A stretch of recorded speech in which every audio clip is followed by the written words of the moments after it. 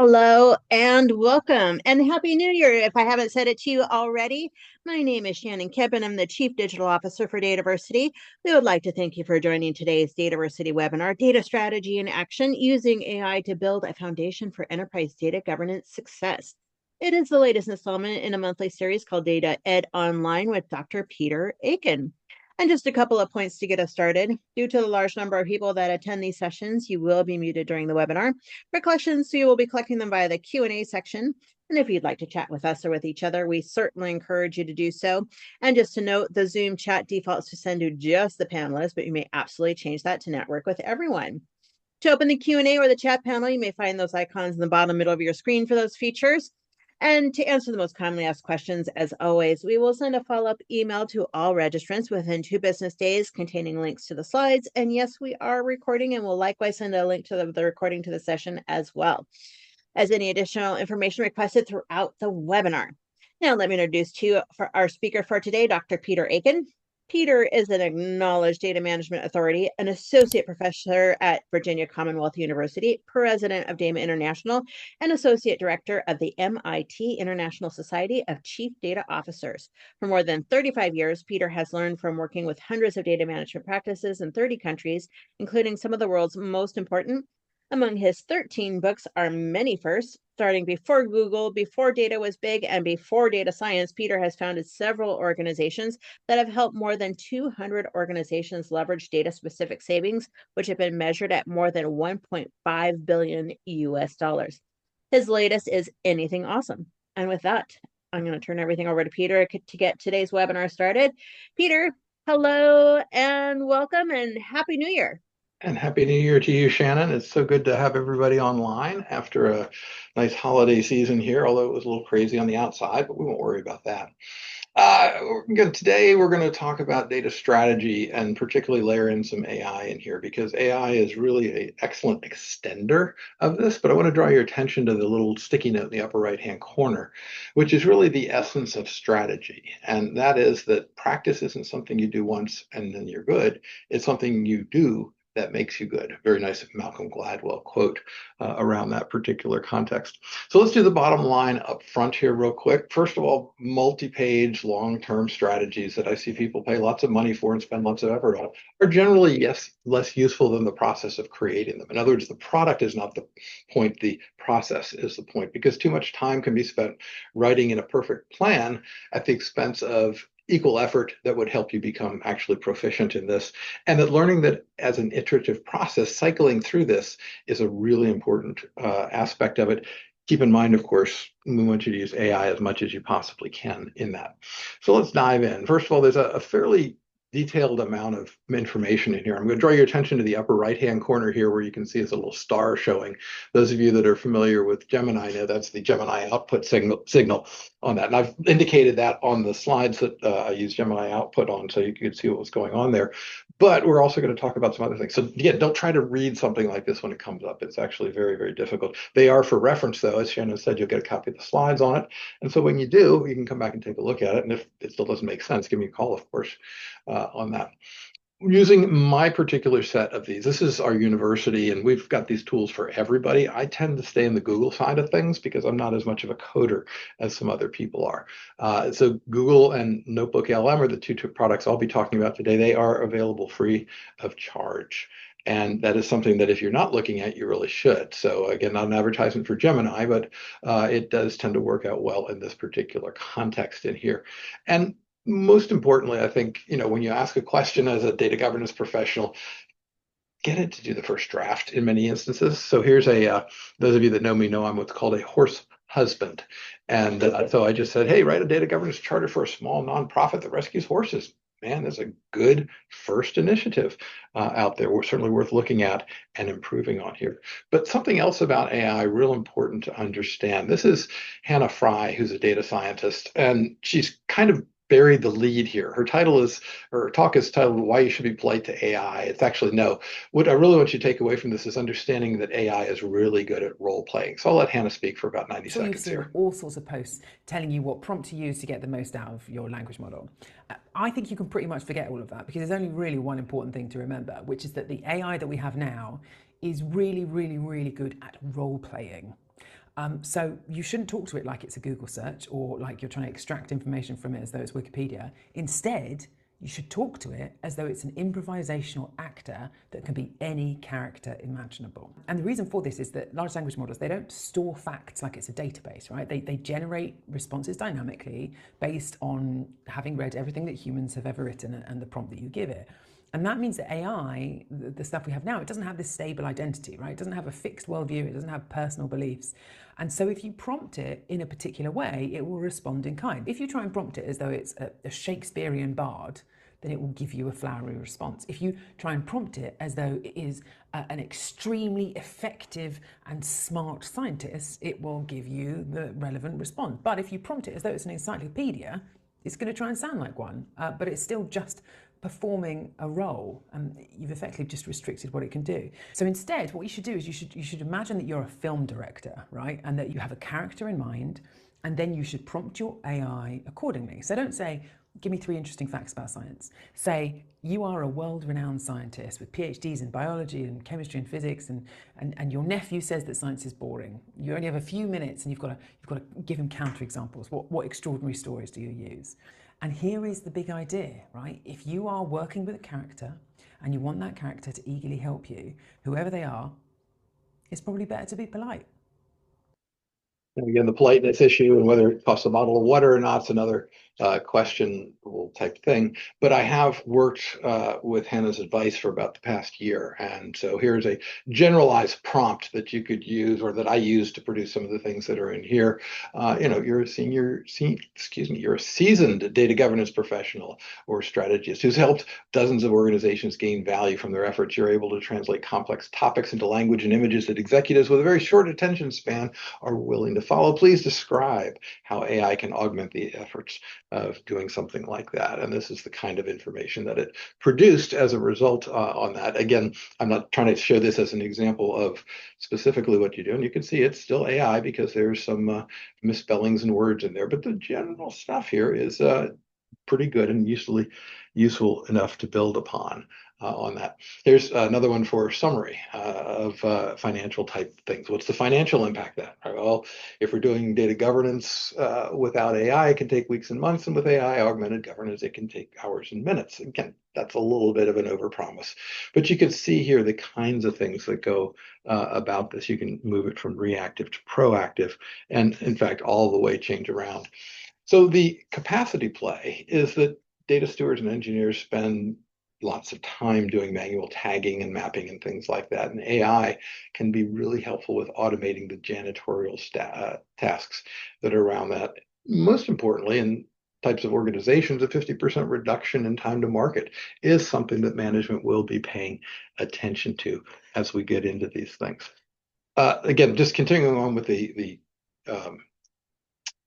background on this, which is the tool set that we're using.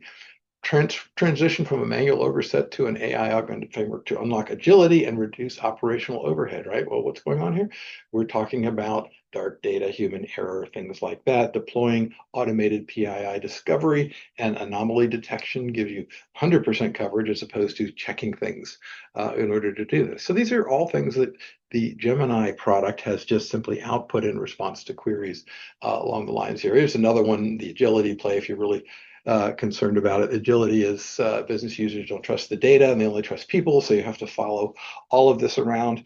Very, very nice articulations of these things, and it's free. So the moniker on this is to say that your job will not be taken by AI, but your job will be taken by somebody who knows how to use AI better than you.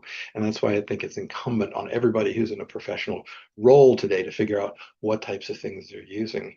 The other toolkit piece in here is another piece from from Google called Notebook LM. And they always want to introduce it with strange looking characters here, but I'll just give you a brief example of how it has been useful in some areas. As most of you know, I'm a university professor. I'm starting my 34th year at this university. And as a university professor, I can assure you that I spend every Friday afternoon working my way through the 162 policies that I'm supposed to be familiar with as a faculty person here.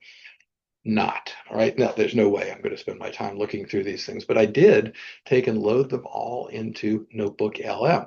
So these are all the policies that are down here. This is just the policies. And when you ask it questions, it will give you answers that pertain to the universe that you have drawn a line around by putting things inside this Notebook LM. By the way, the only difference between the paid version and the unpaid version is the amount of capabilities that are in here in order to see this.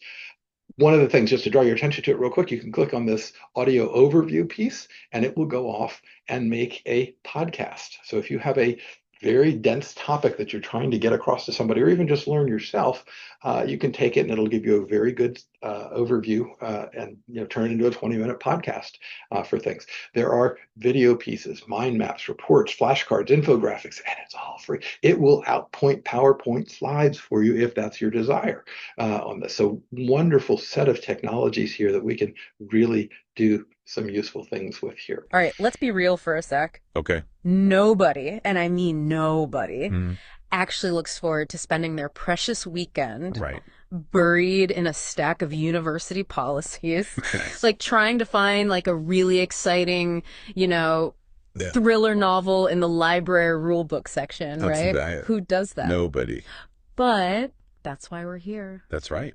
We're your trusty guides for this stuff. Yeah. We're going to take you on a deep dive into these Again, just a small little snippet of a 20-minute output. Very nice conversation between two people. It supports different learning styles.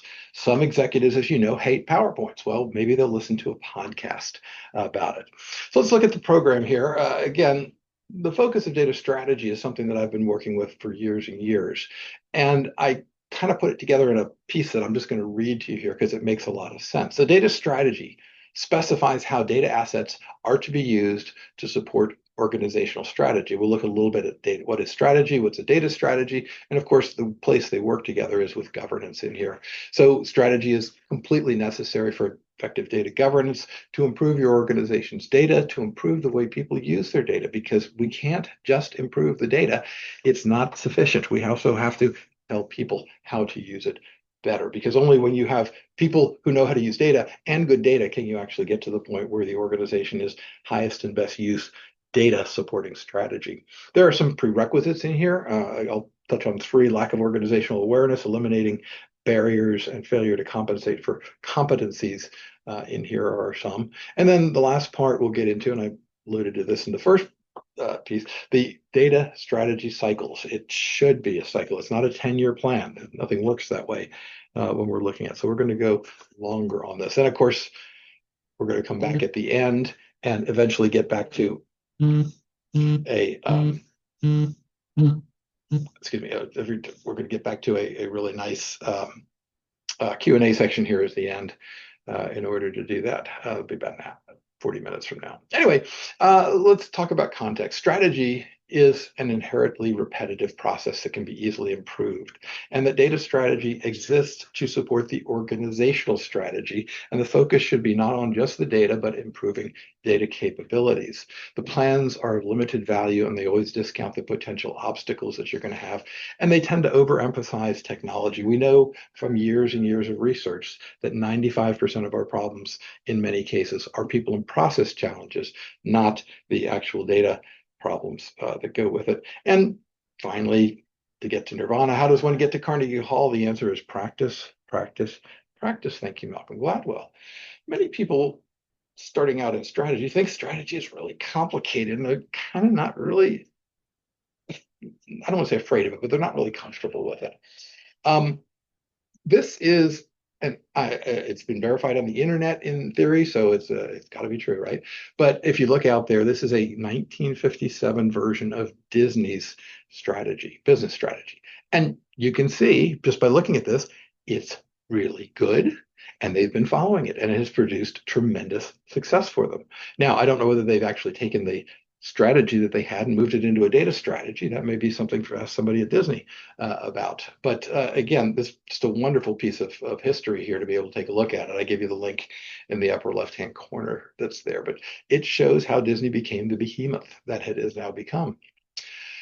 That said, when you're in an organization, it can be difficult to perceive strategy at an IT project level. You may have a organizational strategy, and if it exists, there may be a singular strategy. But when we get into operational IT, you look at there are things that happen, and we get a message that comes in here. And of course, it's the game of telephone where things go across, things become confused, it's not well understood. Within a project, it can often be very difficult to see what happens in strategy. That said, we want to avoid the organizational IT strategy issues as much as we can. And strategy in general is to give us the purpose of what's going on. Because if we don't have a purpose, and the purposes are very simple: faster, better, cheaper, or less risky. Those are the four things that management cares about. And if you can't map what you're doing to them, it's going to be a challenge in that area. From a strategic perspective, we want everybody to keep doing the same thing that they're doing with some minor changes that we have in here. Overall, there's a great TED Talk with Simon Sinek. If you haven't had a chance, it's worth 10 minutes to go spend with him, but I'll try and do it even shorter. He says that as human beings, we are pretty good at describing what, but we are less good at describing how. And quite frankly, we're pretty bad as a species of describing why. Well, again, the strategy must provide that why, because if it doesn't, we don't know what we're trying to attempt to do here. I'll give you a quick example. Again, what motivates people is not what you do, but it's why you do it. And that's really, really critical. The Reverend Martin Luther King gave the I have a dream speech, not the I have a plan speech. So what is strategy? Well, we didn't even use the word until about 1950 or so, as Google mentions in documents of the time. And at that time, the management consultants of the world discovered strategy and decided they had to make a master plan or a game plan and a 1,000-point PowerPoint deck and a 100-page plan and all the rest of it. It's really not, because that then transforms strategy into a thing. And it's really not the right way to think about it. The original definition of strategy, which I think is the correct definition, is a pattern in a stream of decisions. This turns strategy as back to where it should be originally, which is much more of a process than as a thing in order to understand all of this. I'll give you a couple of quick examples here. Wayne Gretzky, the Canadian soccer great, said, "I skate to where the puck will be." That's a great strategy. All right. And it obviously provided well for him. On his Wikipedia page entry, he has conversations between himself and his dad that elicit this in a little bit more detail. Here's another quick example here. This is a little more detailed, but it's one we still teach in the armed forces colleges out here when we're teaching strategy. So the context here is Waterloo and Napoleon, and Napoleon's in the blue, and opposing the Napoleon are the British in red and the Prussians in black. You can see that those two armies combined are bigger than the French corps. Well, how do I defeat the competition when their forces are bigger than mine? Divide and conquer. Remember, it's a pattern and a stream of decisions here. So let's just take a quick look at how this goes. The reason they teach this is because Napoleon noticed when he was in this situation that the British were supplying their troops out of Ostend, which was miles away from where the Prussians were supplying their troops out of Liege. So he said, if I can hit them right in the middle, I can make those armies go backwards. Now, when you get hit, you tend to run towards safety rather than away from safety. Okay, so there's a two-part strategy. However, the first thing was that Napoleon's army had to turn to the right and defeat the Prussians, and then turn to the left and then defeat the British on this. So again, just to summarize, first of all, both armies hit the armies just the right spot, then everybody turn right and defeat the Prussians, and then everybody turn left and defeat the British. Oh, by the way, while they are shooting at you the entire time of getting this out. That's non-trivial strategy. Let me give you one more example here. Again, I think that's fairly complex. Here is Walmart's former business strategy. It was very simple, and it still is very simple today. Every day low price. Now, I spent 3 years with Walmart, really interesting organization, lots and lots of data, as you might imagine. But they've recently published something here now with their more complex piece on this. So what you're looking at here is what we're doing today is a people-led, tech-powered, omni-channel platform. Well, that's not as easy as everyday low price. And you can see, of course, it gave a little bit of pieces there. And again, lots and lots of things. So here's the 4 pillars of Walmart's strategy. Please don't try and read this now, but you can see the highlights. And omni-channel flywheel will get things out. And I just personally don't think it's a real personally, I think it's a interesting, auspicious timing that Doug McMillon stepped down as this new strategy was rolling out. Now, he's been very successful so far, but I think that once again, if you look at everyday low price versus the other things that I showed up there, it's going to be a little bit tricky at Walmart looking at how these things then start to go. Again, he helped Walmart grow in their sales by almost $150 billion. Actually, that's a little more than that, about $200 billion in there. And they thought he was going to stay longer, but he decided to not go any further with that. And I just think it's very much the case that that's likely to be not something that he's going to want to work on, or at least maybe finding it's a different way, perhaps. Sorry, I got off my slides here. Hang on, there we go. Get to the right point. That. And then there again, you can see it's a much more complex strategy than they were going to do before. Again, if I could sell Walmart short on a 10-year basis, I might think considerably about doing something like that. But as you can see, it's simply a lot more complicated. All right, there's Doug again. And there we go. Again, remembering strategy is a stream of decisions that have a pattern, or a pattern in a stream of decisions. And the important thing to remember about this is that strategy guides work group activities around this. The idea is when we're sitting around as a work group, we're trying to figure out what to do. We all bring our version of strategy to it and try to do things in the right direction. I keep hitting the back key. I'm so sorry here. Let's try that again. There we go. Work group. All righty. And there's a little bit of contextually important information on strategy as well. If we're the good guys on the left-hand side and the bad guys are over there, we might employ one strategy if we were in a contest against them. We might employ a different strategy if we are up here on the top and the bad guys have the low ground. We might still employ a third version of strategy if the bad guys have the top ground and the good guys have the bottom ground. Again, all of these things are critical in here, but the problem is a strategy that winds up on a shelf is simply not going to be useful. My favorite quote on strategy comes from our former president, Dwight Eisenhower, where he said, "In preparing for battle, I've always found that plans are useless, but planning is indispensable." Some people like Mike Tyson's version of it, a little bit perhaps punchier, excuse the pun. Everybody has a plan until they get punched in the face. So let's look at what's going on here. Our data strategy should be the highest level of data guidance available that focuses data activities on business goal achievement and provide guidance when faced with a series of decisions or uncertainties. The data strategy must usefully articulate how data can be used to do this, and it usually involves a balance of remediation and proactive measures because so many organizations have so much data debt out there that it's a real challenge for them. We can look at some measures of strategy effectiveness. There should be, over time, a longer period in time. This is not something you will fix in months and weeks and quarters, but years as far as that goes, that there should be volume. It should be not a whole lot longer than the organizational strategy if you have the ability to measure between the two. There should be versions. Once you give somebody something labeled version 1, they won't be unhappy when you give them version 2. But if you give them a data strategy and then a year later say, well, we're going to do a different data strategy, it kind of catches people off guard. You can measure the comprehension that you have between the different groups, and that helps out quite a lot in terms of effectiveness.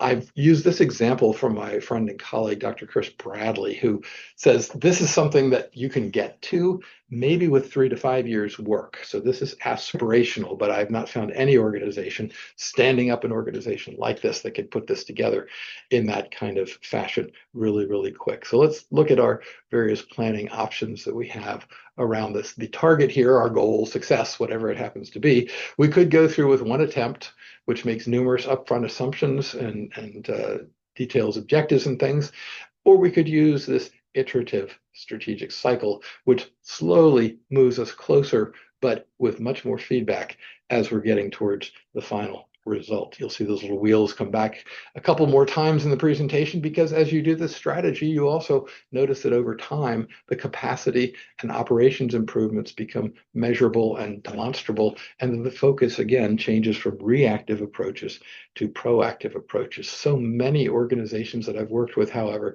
think that these things on the left-hand side are what we should do for strategy. The courses, these are technologies. They are not strategic pieces. So you're not going to achieve your strategy by SAP. And again, nothing wrong with SAP, perfectly fine software, but it's not a strategy. So again, we're going to talk about how data strategy assets can be used. And I want to get you a sense of this cycle.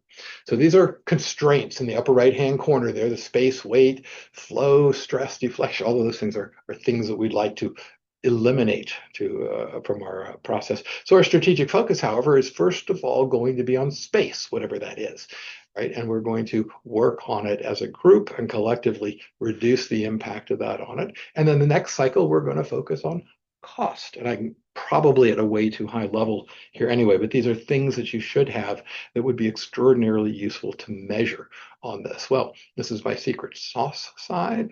You'll see this again a couple more times as well. The AI sauce over here is, what is your organization strategy? Now, some people know it and it's really clear. Some don't. Ask Google, right? Because Google actually, I go into organizations like, where'd you get this information? I said, well, somebody leaked it out to the AIs and they know about it. So you can get that kind of information. Then what data strategy best supports those organizational objectives? You can say, given that my strategy is everyday low price, what are things in a generic sense that data strategies can be done to help those? And you can look among 16 or 17 examples that it gives you and pick 3 that would be extremely useful to you there. And then you can ask it to understand dependencies. Now, remember, AI is a B student. 85% of the material that comes out of here is extremely useful, but there's a good 15% that you're going to have to double check. So if you turn it in without going through it thoroughly, shame on you. Again, pattern and stream of decisions with AI. So we started there. Let's go to the next one, which is a data strategy is necessary for data governance. I mentioned data debt a couple times. Most people don't really understand what data debt is, but it's anything that helps slow progress, that helps to decrease the quality, increase the costs, and again, presenting greater risks to the organization. We need to look at that specifically because so much of the data that we have is chaff and not really wheat. When we look at overall these things, we first ask the question, is well-organized data more? The answer is, of course, yes. If you think of a book, you certainly don't want to read it without having all of the various things that we assume a book has, page numberings and things like that. By the way, this is a great reference here. How to Make Sense Out of Any Mess is a wonderful book by Abby Covert. It's available on Kindle. So if you have a Kindle subscription, you can literally go out and get it while I'm babbling at you here. But I want you to imagine taking Abby's book, taking the spine off of it and just distributing the papers without any page numbers and things. The knowledge goes away very, very quickly. So better organized data does increase in value, and 80% of your organizational data is redundant, obsolete, or trivial. I've never gone into an organization where they will admit to anything less than that, but I have gone to organizations when they say, around here, it's 90% of the data. Again, I hope you hear the whispers on that because it's part of the piece. So question is, who is uniquely qualified to accomplish this separation and understanding of all of this? And the answer, of course, is data governance professionals. So let's talk for just a minute about data governance. And there are some definitions that we've used here over the years. I tend to say that most of these are unfortunate because I want you to imagine jumping on an elevator and the boss jumps on and says, oh, you're doing data governance. How's that work out from a, no, or worse still, perhaps. And by the way, this is a really nice picture from John Wenfield. I want to make sure I give him credit. The link is up in the top there, where it really does explain this very, very nicely to everybody, but it's not where you want to start. Again, you want to do some things that get us into this gradually. And the first piece that you need to start with is an elevator pitch.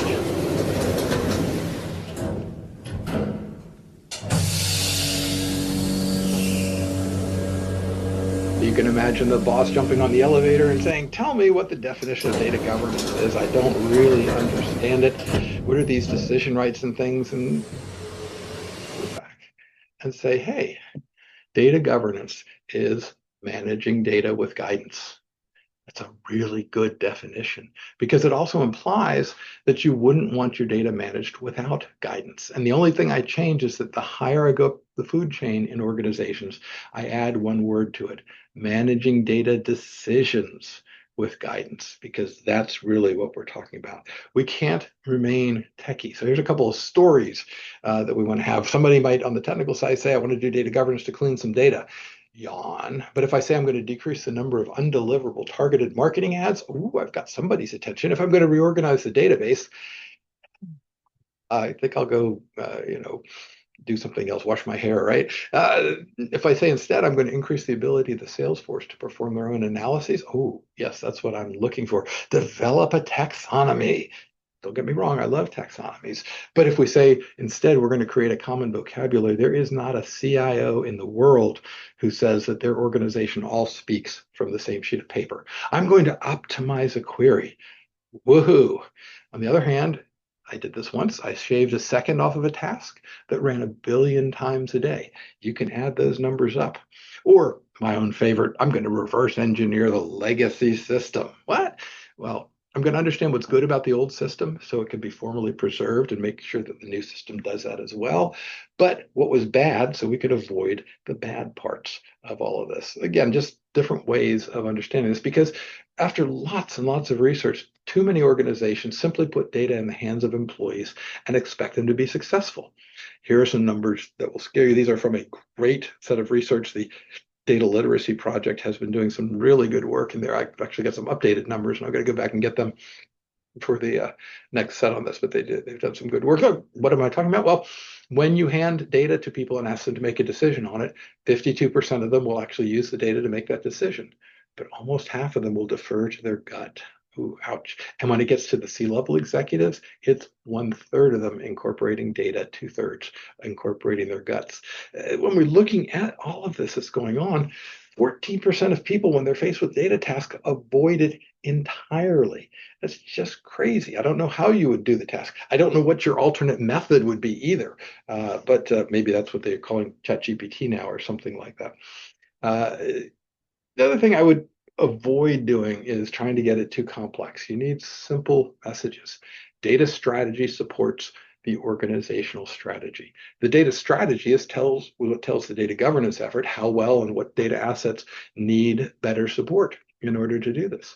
Data governance then works with IT for delivery pieces. And again, IT supports strategy. So we have some feedback loops on there and things like that. Let's do a little bit different here too. Same type of thing, but we've got one more piece we're going to add to it, which is our data stewards. And the key there is to figure out what's the most effective use of our scarce resources. Well, the strategy is going to tell us what needs to be done, and the stewards are going to help us actually do it. All of those things, as I said before, should be expressed in terms of business goals and metadata. And it's important, it's critical that the stewards are able similarly to speak in both of those languages. As I mentioned before, I wouldn't give this kind of detail outside of a closed meeting for all of us, because what happens is when people look at all of the things that are going on here, and we're trying to explain them like that other chart I showed you a few minutes ago. In order to do that, the external comprehension has not been good.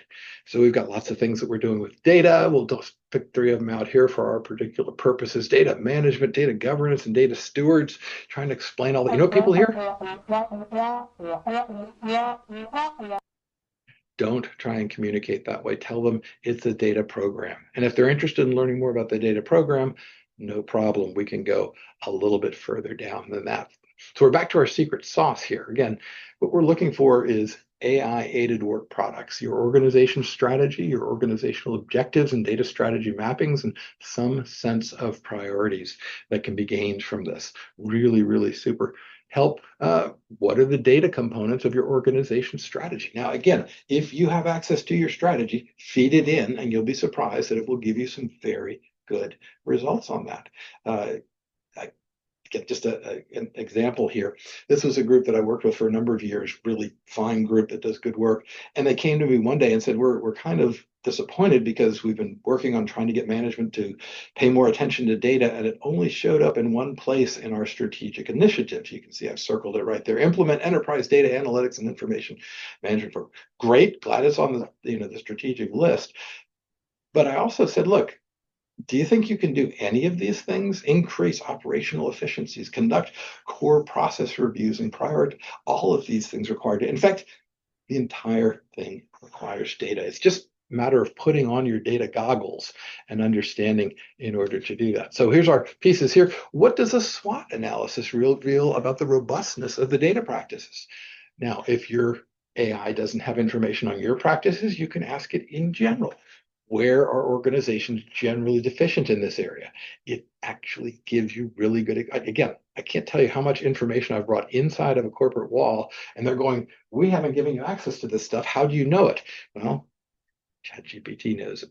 Then you can ask it, what are obvious synergies between the two to try and find that really nice lighthouse project where you've got both business objectives and IT objectives solved by a single data fix around all of that. Really, really useful. You're going to have to spend some time doing this, but that's the whole purpose, isn't it? You want to practice it and get better at it. Because again, the motivations for doing more with data are that we want to improve our organization's data, because all data points to where valuable things are located. Data has intrinsic value by itself, and data has inherent combinatorial value in order to do this. But 3 times now, you also have to improve the way your people use data, because you value data to measure, manage, and motivate change on all of these things. And finally, only when you have both improved your organization's data and the way people use its data, the way your people use its data, you can now start to gain that competitive advantage in order to do this. And I'm going to give you a story here about Rolls-Royce just very briefly. It's a wonderful story. Rolls-Royce, this is the part of the company that makes the large jet engines that go on things that safely take us around the world as we're going places. And the old model of business for Rolls-Royce was to sell things. In this case, the things were jet engines. But the problem was they were treated like a vendor. They couldn't have conversations with the airlines that they wanted to have. So they decided to create a new model. The old model was to sell things. The new model is to sell service. That is, hours of powered thrust. They had a great name for it, power by the hour, to keep things going. And now I'm going to tell you a little bit about the conversations. They looked at NASCAR and Formula One in order to do this, realizing that neither Rolls-Royce or the airlines make any money when the engines are not pushing people around the world for money, right? We've got a problem. So here real quick is the Indianapolis 500, the way we changed tires in 1950. But Holland comes in for a pit stop. Time to refuel and change tires. Lou Moore himself changes the tires. Only 4 crew members, including the driver, are allowed to work on the car. It's a tense time. Holland stays in his seat, anxious to get away. Let's watch.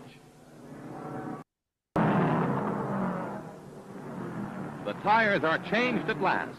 A crewman polishes the windshield as Holland moves away just 67 seconds after he stopped. So our measure here is 2 tires changed in 67 seconds at the Indianapolis 500. Don't blink.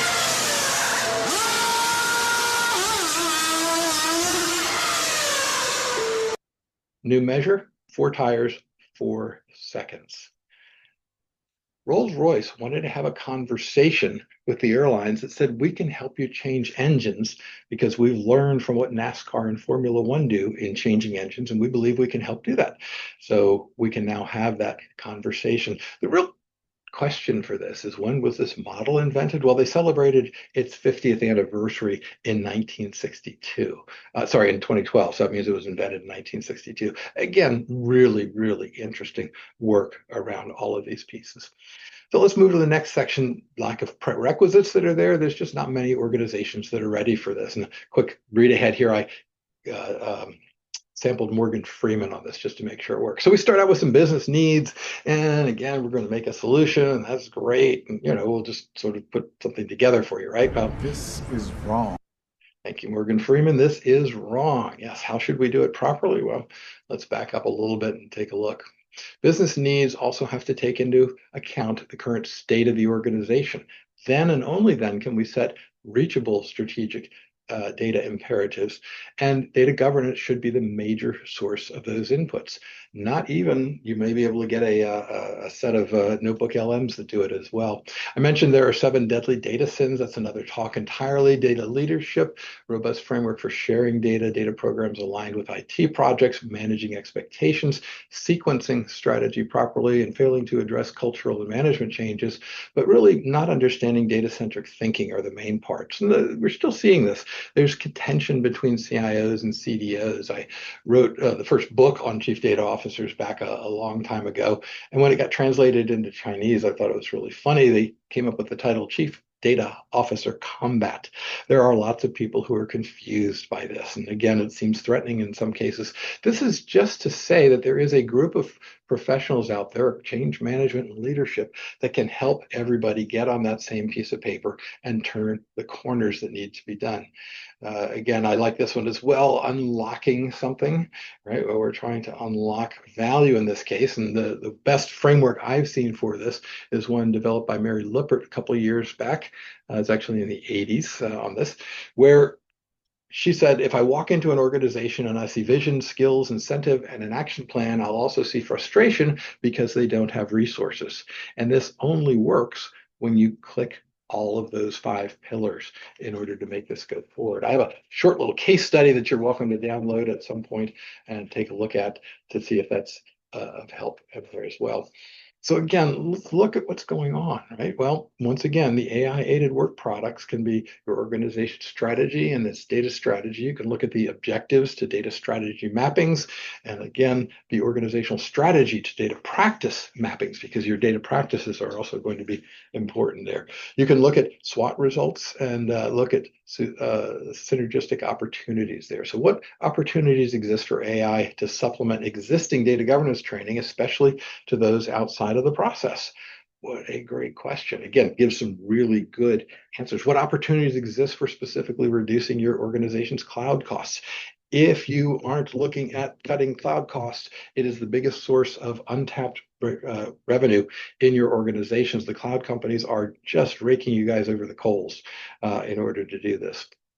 All right, so let's get down to the cycling part, because again, it becomes, relatively speaking, a process that you want to practice. So here's our data strategy framework. We already talked about that not being the right way to do it and this being the correct way to do it, but we need to go one step further than that. If you only deliver business values, my guess is that you will run into problems at some point in the near future where you're not getting capabilities. And if you only focus on capabilities and say the business value will come down the road in 5 years, you're probably going to be meeting the new CEO on the process, maybe on your way out too. So again, be careful with these things. Make sure that you balance the value that you come out with against new capabilities, because both of them are going to be key in order to do this. Again, another Morgan Simple piece. I've seen some people that say a data strategy should be a combination of your data governance strategy, your metadata strategy, your data quality. I'm not going to read all these to you, but you get the picture. And the problem with this is that most organizations don't have these things ready. And even if you did, trying to get them all focused is not right. This is wrong. Thank you again, Morgan Freeman, right? So what should we be doing? Strategy evolves periodically. I get space, right, just like we did before, and I'm going to go around the strategy cycle in order to address it.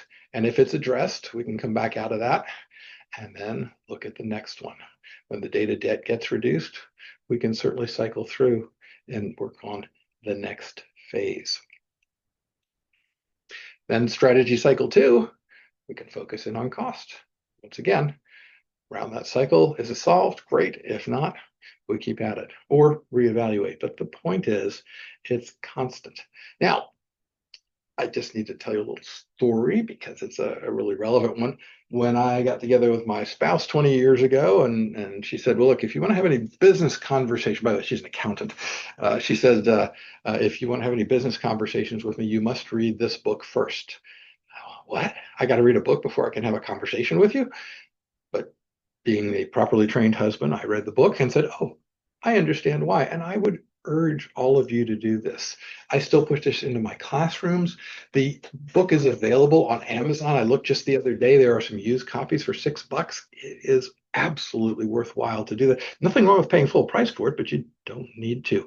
What is in this book? This is called The Theory of Constraints by Elihu Goldratt. And again, from Wikipedia, you can see here, it's a management paradigm that views any system as being limited in achieving its goals by a small number of constraints. There's a few things that are blocking you, find them, fix them, and move on to the next one. Because there's always going to be one constraint. It's the weak link in the chain. And this is what we want to do. The book actually traces the fortunes of Unico. And if you happen to like that book or remember it from years ago, the follow-on to it is called It's Not Luck. And it's even better than the first one, but the goal needs to be read in that order. So the goal and then It's Not Luck, really wonderful books to do, because each cycle then has a specific purpose. So what is the theory of constraints cycle? Well, again, we look at it like this and we say we identify the current constraints, exploit it, which is decisions about how best to make it work better for everybody, subordinating all the other non-constraints and alleviating the constraint unless we don't get it right. So if we look at it from a data perspective, it's a little bit different, but I think it still works. In your analysis of how data can best support the organization's strategy, one thing is blocking you the most. Identify it. Again, determine how to fix that one thing, make sure that nothing else is competing for time and resources and attention, and then restructure to support a further capability on that. When you're done, repeat. Do you see the lather, rinse, and repeat cycle in here? Yes, really, really good. In fact, if you look at it really hard, it starts to look an awful lot like a Deming quality cycle. The older I get, sorry to pull age on you guys, the more everybody's fancy methodologies end up looking like plan, do, check, act, PDCA. Very, very famous in order to look at this. You also need to understand the value chain analysis for your organization. Where is it that your data is adding value to the organization? Who knows? The data professionals, the knowledge workers have a 10x multiplier if you can make them more productive and how to use data better. That's tremendous. The intellectual tasks that help build on the organization's unique competitive advantages go in there. So identify those value chains, determine the activity's costs and values, and identify the strategic competitive opportunities. So again, if you might have a query that you saved a second off of it, that may be a strategic piece in the sense that if you're trying to get onto Ticketmaster and get Taylor Swift tickets faster than everybody else, that may be a way to do it. I'm just completely making up that example there for everybody. So I hope you're getting the idea here of these strategic cycles. Again, as you go through them again and again, over time, your capacity will increase in improving your operations, and the focus will change from reactive fighting data debt to proactive, really putting things on the table. Critical, by the way, that your strategy focus on both those reactive and positive pieces. If you get really good at this, I've seen organizations where they will start up multiple strategic cycles. They'll get one going, they'll get two going, and I've seen one company that tried to work with three of them. Again, lots of people working within these things and keeping the cycles moving all the way around. So I asked the ChatGPT again, or the Google, what are the key characteristics of successful data governance, and make me a PowerPoint slide for it. This one doesn't work. You can see, again, I don't mind showing the things that don't work, but the answers were good. Clear roles and responsibilities, comprehensive data policies, centralized metadata management, robust data quality management, strong data security and privacy controls, effective data stewardship, data-driven culture, and continuous improvement and adaptability. Again, this is one of the slides. You can take it and read it later. In fact, most of the rest of these are going to be in that fashion in order to produce this. So I'm going to look at each of them very, very briefly as I work our way back to the top of the hour here. First one, again, clear roles and responsibilities, automating role clarity and compliance. The idea of manually mapping these things to thousands of data items is slow and prone to error. Machine learning can help you quickly analyze the content and get these things to the right people by auto-suggesting stewards, by using usage and access monitoring and by monitoring policy roles around all of these things. The clearer roles, the faster compliance, and the freeing up of the human stewards is something that can be measured and that people will appreciate. Even better than that, the AIs understand a RACI matrix and a CRUD matrix in there. So you can take a bunch of roles and things and fit it in and say, make a RACI matrix for me here, and it will do a really good job of giving you that B-level first draft, and I'll take 85% anytime on it. This is the second piece. Again, policies and standards from policy to power, right? In other words, policy implementation and tagging. If I took all those policies that VCU had and tagged them on the way in, it would have been useful. I didn't. I really don't care that much. And we can get into automated compliance monitoring within that as well. Similarly, from a standards and stewardship perspective, we can look at data quality improvement. It can learn what a good pattern of data and suggest ideas and dynamically generate standards on this. It understands these concepts. So this shifts the DG from a policing organization to a policing to a partnering organization, because these organizations generally want data governance to be seen as a contributing factor in order to do this. Here's our third one, the centralized metadata management. It's a force multiplier on this. So why we need to do this? Well, if we start to replace or enhance our existing set of tools with AI, we can deliver faster, we can reduce risk, and we can give more democratized data access for these. Number 4, again, robust data quality management, right? Well, detection anomaly, self-learning rules, intelligent cleansing, proactive governance, all are parts of this. By the way, not all of these, of course, are going to apply to you. And so you want to make sure that you figure out what are the things that you learn. That's where that Notebook LM product can be helpful, because then it will start to learn as you learn. Hey, neat stuff here, right? Number 5, strong data security.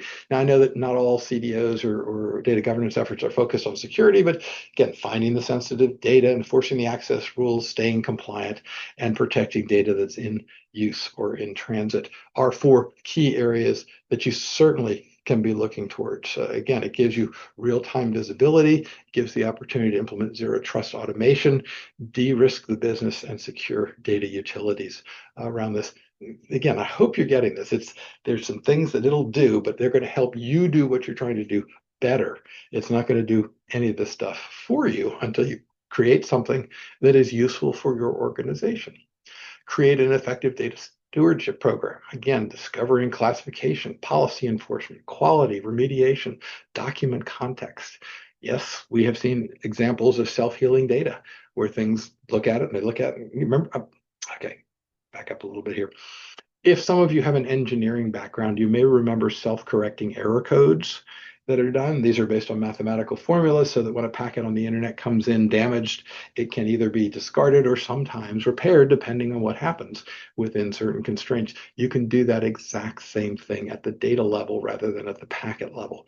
And this will give you business specific items that will be extremely helpful for you in terms of moving forward with these. Each of these is a chapter in a new book or something so that you can sit down and figure all of it. What's data-driven culture? Well, what we're really trying to do is help everybody see through these data goggles.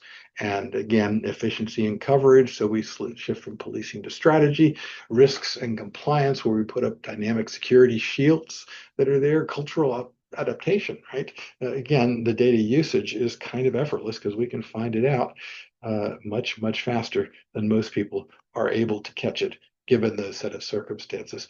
We're doing an awful lot around talking about data culture these days. Just keep it in mind for a future webinar, but it turns out if you look at real culture, what people do for real culture, there's a bit of it that is really sort of problematic, and I'm not quite sure how we're going to map it just yet. So worthwhile to take a look at some of the cultural issues. That's probably something we'll save for another webinar at some point in here. Number 8, continuous improvement and adaptability. Again, we don't want to just stop, right? Everything that we do is vested in continuous improvement in here. So you can see there's quite a lot that goes on. If you remember the stress testing that the banks did back during the financial crisis, right? Really important work that they're getting into on that. It's a huge amount of things that go in there, but we can actually stress test the policies in this same way to do this. Again, automated verification, real-time discovery, these are all things that you can get. So those are 8 different perspectives how AI can help specifically about data governance. There's a lot more that can go on, but we'll get to it in a future piece.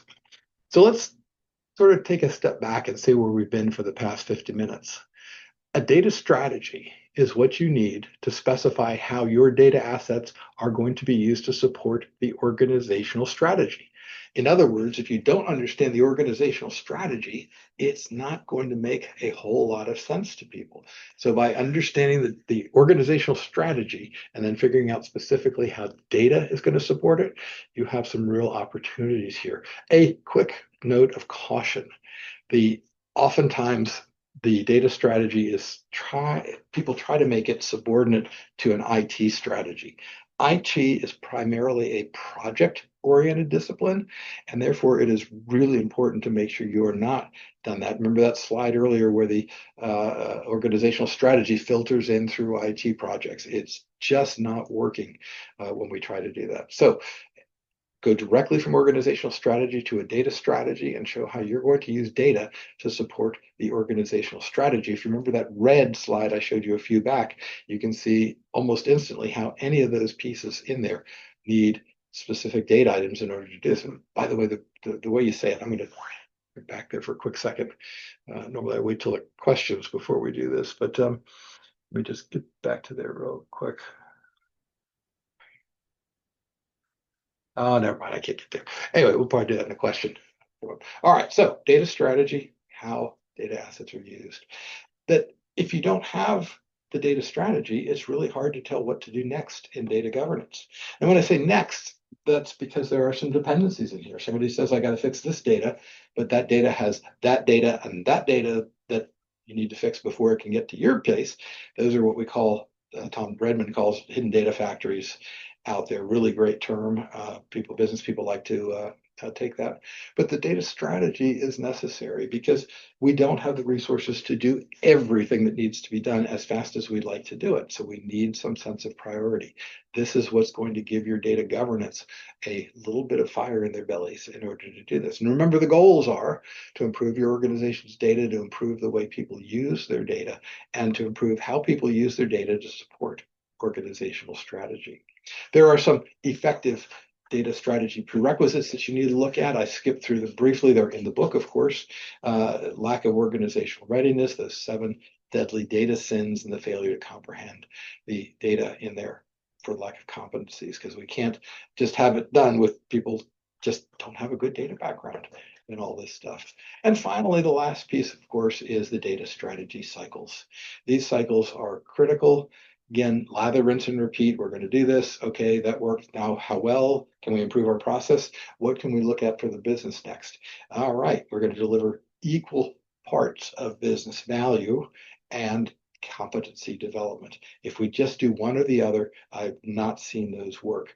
And map out where data is adding value. What are our data value chains in those organizations? Because if we have those data value chains, it becomes a whole lot easier to say something is important versus not important. So we're headed towards the top of the hour and the questions and answers on this, but let's just go back to the bottom line one more time. In 40 years, I've seen a lot of data strategies. I've seen a lot of organizations try to work with data strategies. And the problem is they focus on the product rather than the process.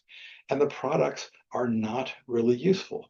They end up sitting on a shelf in most cases. That people spend way too much time perfecting a plan and accomplishing that perfection in the plan at the expense of becoming proficient in the process. You need to rebalance your time. You need to say, what can I do that will give me some results? Again, think of it another way. Somebody hires you to get data governance chief, you think, wow, great. I'm going to do some really good data governance around this. And you get to an organization and they don't have a data strategy. How are you supposed to know what to do? Data strategy is an inherent necessary piece of glue between what the organization is doing and what you're trying to do with data. Otherwise, it runs the risk of becoming not interesting to the business, which means in a time of constraints, you're going to put too much effort in it that way. That process of cycling, going through a series of improvements on a regular basis, really critical to make sure you're doing this, as opposed to I've got a grand plan and we're going to follow the grand plan to the end at the end of 10 years. And gosh, if you are not using AI to extend your specific knowledge worker capabilities, you need to. I would also urge you to start becoming the lead advocate for AI in your organizations, because it's likely that nobody else has done that yet. And if nobody's doing it and you're doing it, you're going to get to be the sort of expert in that area. I tell the students that are coming out of classes these days, they're probably going to be more expert about AI than many of the businesses that are hiring them. Not, of course, true if you're going to work for Google or Meta or something like that, but we're just talking about normal businesses now. Okay, so we're back at the top of the hour here. Again, just a quick look at the books. You can get 25% off that data strategy book if you're interested by heading over to the website. Got some upcoming events. Next in February, we're going to do Architecting for the Future using AI to design AI-ready data ecosystems, data modeling mastery in March, structuring data for AI analytics or anything else. And we're going to hit data stewards in April. Back that, we go back over to Shannon. Peter, thank you so much for kicking off the new year with such a great presentation and great topic. If you have questions for Peter, feel free to put them in the Q&A panel.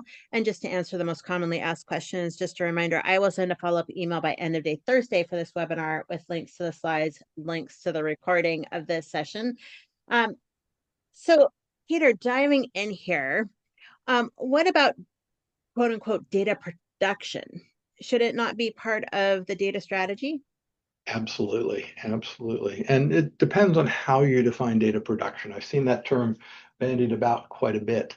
But if you are in the process of producing data, a really great book to take a look at is The Corporate Information Factor by Bill Inman and Claudia Imhoff. Really, really good focus there. If you are producing data, yes, that can be engineered in a way that will be extremely helpful to you. Some really great concepts come across from the manufacturing environment in this case. Great question. Thank you. Absolutely. So, Peter, how do you incentivize an organization to adopt data stewardship? This always seems to receive great resistance, or at least lethargy. A great question. So, organizations that haven't gotten on board yet is the way I will characterize what we're looking to answer. And when you look at what's going on in organizations, I don't have a slide for this one, but there's a really good study by a guy named Randy Bean, who's been asking the same group of thousands of people around the world questions about data. And what he has discovered over the years is that there are really, really wonderful people responding to these things. But when you ask them the question, again, year after year after year, are your problems primarily data, technology, or are they primarily people and process? And the answer is people and process by a 10-to-1 ratio on this. So when you look around your organization and say, oh, okay, so we've got probably we're atypical, right?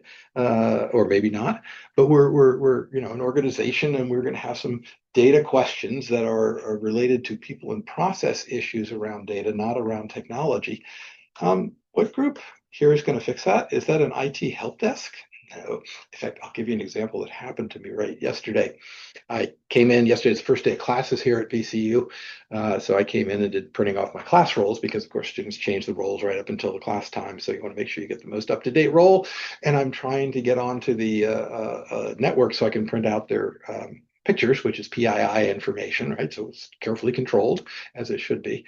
And I start to get on, and all of a sudden, there's I can't get to the system that I used to be able to get to. And I remember I've been at the university 34 years here, so I kind of know the systems. I kind of know where things are. So I know who to call, and I called up and said, oh, I can't get on the system. Oh yeah, we make you use a VPN now that we're on campus. What? Yeah, but I only found that by going to the help desk, which of course I was not a good place to go. And I don't know, somebody owns that system, call the person who owns the system. I called that person. They eventually called down and found out in order to do this. Yeah, a steward is specifically designed to help you with that role. And if you don't have that established in your organization, it becomes harder and harder because you have to start from scratch and do this each time. What I would suggest instead, exactly, and I think this is what the questioner is asking, is to say, look, when we're looking at these things here, the stewards are going to be the people who we can use to help address some of these issues. If we don't have them, we're going to have to get somebody else to do it, and nobody else has the time and effort in order to do this. So take those stewards and first of all say, who else? If not a steward, then whom are going to address those problems? And the answer is usually, I don't know. So again, great question. Thank you for asking that.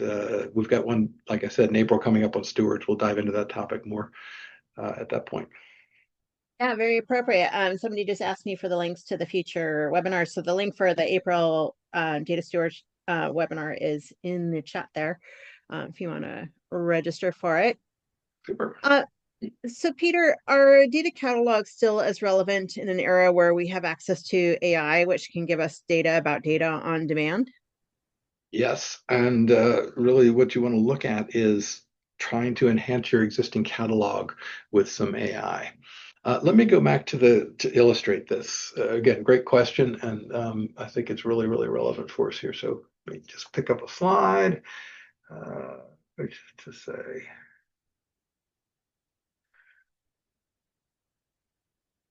strategy with the organization. Again, our governance professionals are going to be the ones that are going to keep all up to date on that. Sorry, Shannon, something distracted me. Could you repeat the question again? It's the problem with doing this in an office, right? No problem. Are data catalogs still as relevant in an Yeah. era where we have access to AI, which can give us data about data on demand? Exactly. Thank you. Let's just have open door policies so somebody pop their head in. When you look at a data catalog, and again, let's be careful with our terms because none of this is going to work unless we have one said we're all on the same sheet of paper, right? Which is what the data catalogs do for you. The example that I was going to, I know where I was going. I was going to the example here, which is our little AI piece. There we go. Okay, so we're back here at this piece where I was talking about my Friday afternoon VCU policy study session, which does not exist, right?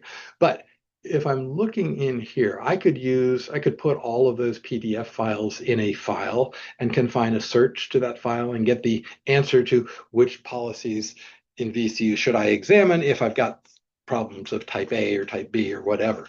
When you have it in this notebook LM, it's almost exactly the same thing as your data dictionary. You can say, look, I'm looking for this sort of stuff conceptually, and it goes from taking just the keyword search enhancements to actually figuring out what those keywords mean and what you are really trying to figure out in order to do this. And I haven't seen any products on the market yet. I know that everybody's saying they're enhancing their products with it. I can just imagine what an AI enhanced data catalog would look like once Informatica or whomever gets finishes being absorbed by Salesforce. Somebody will get to work on it soon, and we'll see what sort of things come out of there. But yes, and again, if you guys have them, reach out. I'd love to feature them in a future opportunity like this. But once again, before we had AI, we could do a search on strings. Now we can do a search on concepts, and that's a huge, huge advantage. Again, great question. Thank you. Very good question.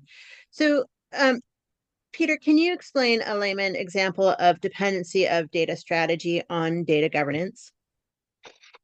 An example of data strategy on data governance. Let's think about that for just a minute. I'm guessing that in this case, we're looking back at this type of a scenario here where we've got organizational strategy, and then we're trying to tell data governance how we use the strategy to do this. So governance, for example, might do a survey, come up with a list of 10 things that need to be fixed before we can be perfect nirvana data people in order to do this. But if we do that in isolation, we might start with the A's or the Z's and work our way backwards or forwards, right? Just as an orderly piece. If we're looking at a data strategy component in here, the organizational strategy may say, well, first of all, we have to get everybody's shoe size. And once we have everybody's shoe size, then we can start to turn around and sell them things that are related to their shoe size. Again, I'm making the example up here. If you have the data strategy as a piece in between there, you can make that organizational component, figure out which pieces of data are related to shoes and sizes and gathering shoe sizes and all the rest of that, which probably has some consent in there. Let's be real careful with all of those things. And then say to the data governance group, hey, you guys are doing great. There's good stuff happening here. Next cycle, this is one that you should definitely investigate. That's the whole purpose of the cycles, is to quickly and easily go around, find and fix something and get it to work. Then you can fix something else and get it to work better, right? Yeah, great question. Indeed. So, Peter, have you seen any AI help with data lineage? Yes, tremendous things. And this is the area I've seen most people get in trouble with first. So let's just clarify the terms here. When we're talking about lineage or provenance and asking the question, can AI know anything about where data came from? You might start that in your own organization and say, look, I'm looking at this kind of thing here, and I've got an SAP system. It will actually tell you which tables in SAP that stuff is likely to reside in. It won't know anything about your systems, but it's looked at so many of everybody else's. The answer is likely to be close to what you need to have in order to come up with that. Really, really tremendously good in order to do this. And they can add tagging. And when you add the tagging, you can also include a human check in the process, so that somebody, instead of, oh my gosh, I finished my document and now my corporate, document filing standard says I need to put 10 tags on it in order to get it right, but I'm tired, I'll do that next time, and the document ends up without the tags. Well, an AI system can go through your inventory of those things and figure out which ones you have properly tagged, properly not tagged, and suggest tags to you and say, hey, it looks to me like this document could benefit from having these 16 tags on it, or these 1, 2, 3 tags on it. And by the way, of course, there's always a spot for you to suggest a new one in order to do that. If you want to see how that works, open up the Photos application in the Mac OS system, and you can ask it now about some concepts in there. They're very much like that data cataloging question somebody asked a few minutes ago. Again, really good question. The provenance issue is one that organizations are going to be looking at from a reliability and policy perspective more in the future, particularly those of you that are in Europe and dealing with the GDPR types of regulations that are there. Thank you. So, Peter, effective AI-enabled data governance depends on appropriate technology enablement. Do you have any recommendations on the technologies we should consider? Well, my guess is that things are moving so rapidly that we're going to see two things happen here that'll be very interesting. One, if you remember the clouds when they first started showing up, oh, we got this on this cloud, so everybody should buy that cloud. And now somebody else comes up with another one and they've got it there. We've got that down to a dull roar now. Most of the cloud services have identical capabilities in there. As soon as Amazon comes up with one, Google and Microsoft put theirs in, and vice versa. And there's dozens and dozens of smaller players that are coming into this and actually undercutting the big three in terms of charges for them as well. That is making a difference in the marketplace out there. So when you look at that kind of a situation, what you end up with is organizations that are trying to figure out how they can make the best use of what's going on. And anything that you can do to enhance that is going to be seen as a plus. But you also run the risk of relying too much, having a junior person go in there and just assume the AI is correct, or that a B grade is good enough, and turning that stuff in. And you've seen lawyers and other people embarrassed because of some of the bad results that have come out from over-reliance on this. Again, it's an extension. It's the idea that your job won't be taken by AI, but that somebody who knows how to use AI better than you we'll get that. Jenna, did I answer all the parts of that? You did. Thank you. All righty. Yes. And continuing on here, so many great questions, and we've got lots of time. We've got about 15 minutes left. Peter, will the advent of artificial superintelligence finally rid the world of these pesky humans? No more problems with people or process, everything just running smoothly anonymously. Is there always going to be a need for a human in the loop, Peter? So a real serious topic, and it's worthy of a thoughtful response on this. My own thoughts on this are largely influenced by a book called The Myth of Artificial Intelligence.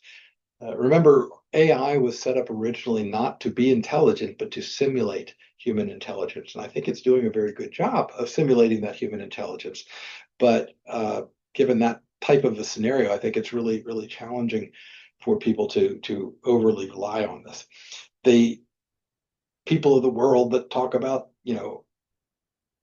what is automated general intelligence or super intelligence and all the rest of these things, I don't think that's going to happen here. Let me just give you the sort of nutshell of this. But again, really good book if you want to dive into the topic, The Myth of Artificial Intelligence. It's Eric Larson is the author on that. There are three types of thinking in AI right now. We have deductive reasoning, which is A, then B, therefore C, right? We have inductive reasoning, which says a little bit differently. We're trying to figure out what might be occurring. We're getting really good with the deductive reasoning. We're getting better with inductive reasoning, but it turns out there's a third type of reasoning that we as human beings use, and that is called abductive reasoning. This isn't a lecture on AI, but if you look up abductive, I hadn't even known the term existed, but it does, has been around for hundreds of years. This is the idea that when you walk into a room, you immediately can read the room. I use two examples of it. If I'm babbling at folks and you guys are waiting and you're hungry and we've gone over an hour and you're an hour late for lunch, I better figure out pretty quickly that you guys are hungry, tired, and a little bit cross in order to have a good session with them, or else, right? Another way to think of it is the crime scene investigators who can walk into a room and, I'm not a crime scene investigator. I've watched lots of television programs. That doesn't make me a crime scene investigator. And they can look at a blood spatter and figure out, oh, well, this happened here and then this and then this. That abductive reasoning would require so much computational power that if computers got 1,000 times faster at a rate that's 1,000 times faster than anybody's predicted, and that 1,000 times more capable, we still wouldn't be even close to having the compute capability to walk into a room and figure out what was going on. So I am not worried about automated general intelligence. I do believe that people will be in the loop. If you think about it, the logical extension of automated general intelligence is, why would they need the people at all? And all of a sudden, we're all in the Matrix. If you haven't seen the Matrix in that context, you need to go see it, because it's the same story they've told for years and years and years, just told in a slightly different way around. Again, great question. Thank you for asking that. So many great questions. So, Peter, how do you distinguish a governance gap, missing policy, unclear authority, from an execution gap, people ignoring policy? I'm sorry, could you say that again, Shannon? Sure. Yeah. How do you distinguish a governance gap? So, like a missing policy, unclear authority, from an execution. Oh, you just started some music, I think. I know. Something's going on here. Hang on a quick second. Sorry, we will get this. I think we had a power glitch here, and it jumped the music piece to start. And I still haven't heard your question yet. Yes, great question too. So, how do you distinguish a governance gap? So, like a policy that's missing unclear authority, from an execution gap. So, like somebody's ignoring a policy. Absolutely great. So there's different types of evidence for each. Of course, if you have a policy gap, you probably have a set of policy libraries like I showed you earlier on there. And you can, once again, ask them and say, look, other organizations have these types of collections. What types of policies do these have? We did an AI-based project this semester. This last semester in my class, we were looking at a specific governance in a government organization. And that government organization couldn't let the students in. It was just not possible to give them access to it. So we had the students do these affinity kind of things where they looked around and went, oh my goodness, this is really cool over here. And these counties of these size had these types of things that were needed. And this happened here. Again, the ability of these things to pull up, but you've got to frame the questions properly. That's the real key. If you can say, look, I'm in a county, I don't have access to my own types of technology pieces here, but I want to know what counties like mine will eventually look like. Give me a set of comparables. We do it here at the university all the time. We compare ourselves to specific types of universities that in this case support business schools, because that's what I'm in order to do that. I hope that's helpful because it really, really is super useful.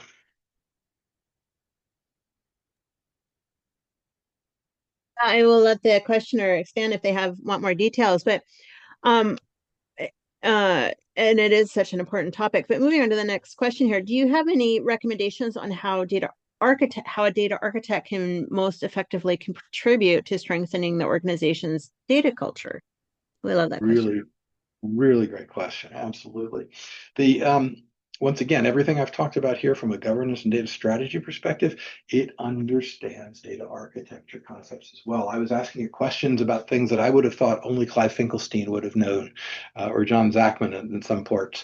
But it has apparently read Clive's books and John's books as well and gave specific answers that are there. So I haven't done a specific talk on that, but if you saw, again, what we did for this one was say, what is it that if you're going to do data governance, well, what are key characteristics of successful governance? These are directly from the AI, and you can ask as a data architect perspective.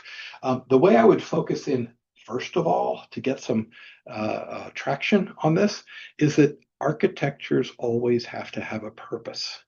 Again, I can build a data architecture that will deliver levels of service. I can build a data architecture that will deliver high quality. I can build a data architecture that will do it fast. Again, these are all strategic pieces, and your architecture is incomplete unless it incorporates those elements of strategy into it in there. And so looking at this, it understands CRUD matrices, it understands models. One of the things you can actually ask it, I've done this a couple times, is say, look, I've got these two migration systems over here. These are old systems. We're going to sunset them. We need to move them to a new data architecture. Here are the two data models of the two. Give me a first cut at what a combined data model might look like. It understands these concepts really well. It's not going to give you perfect information. Remember this, right? Here's our slide that it puts up. So key characteristics, obviously didn't even get close to that, or successful wasn't even done, but still very, very useful things. That would be a really interesting one, Shannon. Actually, in modeling, we'll probably cover some of that coming up. Oh yeah, I love that. Oh, somebody wanted to know what the groovy tune was that came on suddenly. It is I think that's yes, the free art. Yeah. Want to make sure we hadn't played a copyright thing for you. That wouldn't be it. It's a clip art. If you get back to that first page there, these guys, it'll take it a minute to come up, but they have a really nice site and they do really good work. They just want credit for it. And I'm really happy to give it to them. Oh, I love that. All right. Well, so we got so what's your advice then, Peter, if the company already has data governance and a data catalog on the wrong journey with ambiguity, without domain data stewards and enterprise data architecture, canonical data model? I'm sorry, Jenny, your question was, Oh, where do we go? What do we do if we're on the wrong track? yeah, I mean, on the, there's a data governance and data catalog implemented, but it's going in the wrong direction. It has ambiguity. It doesn't have any domain data stewards and enterprise, and it doesn't have an enterprise data architecture or canonical data model. Use your skills with the AI. You don't even have to identify yourself or your company, but you can simply say, I've got this situation, describe it in the detail that you'd like to. You can dictate to these systems, right? They will take input from the microphones in order to do that. And ask specifically and say, all right, how do we go about addressing these kinds of things here, given these sets of constraints? What are the kinds, we've got another one that Shannon and I do on this, where we were looking at some data quality things last fall. And again, here's data. It was customer data, and it was a specific type of customer data on here. And so we asked the AI and said, well, look, if we treat these data elements badly, how's that going to impact the business? And it came back and offered us 10 or 15 suggestions 5 of them were good enough. We were able to get back to management, and very quickly they went, yeah, I think we do need to keep doing that. Again, great question. These are the kinds of things we're going to be addressing in the future. In addition to everything else we're already doing, the world never gets any simpler, does it? It just gets more, keep adding more pieces to it. I know, right? That's all the questions that we have for now. Peter, thank you for again kicking off the year with such a great topic. I love we've done a lot of data strategy webinars, but I'm so glad that you're incorporating AI into this. It's becoming so prevalent into everything that we do, of course, for especially around data. So thank you. And I put it's way up there in the chat, but you can see the February webinar in there, which will be architecting for the future designing AI ready data ecosystem. Ooh. That may be the one I was thinking about, Shannon, that we're going to enhance for next time. So, okay, great. Yeah, again, thank you guys. It's really rewarding to be here with you and to have this kind of interaction. So anything that you have, reach out to Shannon and we'll get back to you on it. Yeah, absolutely. And thanks, everybody. Like I said, I'll get an email out to all registrants by end of day Thursday with links to the slides and links to the recording from today. So thanks, y'all. I hope you have a great day. Thank you all. Bye, Shannon. Bye, Peter. Thank you.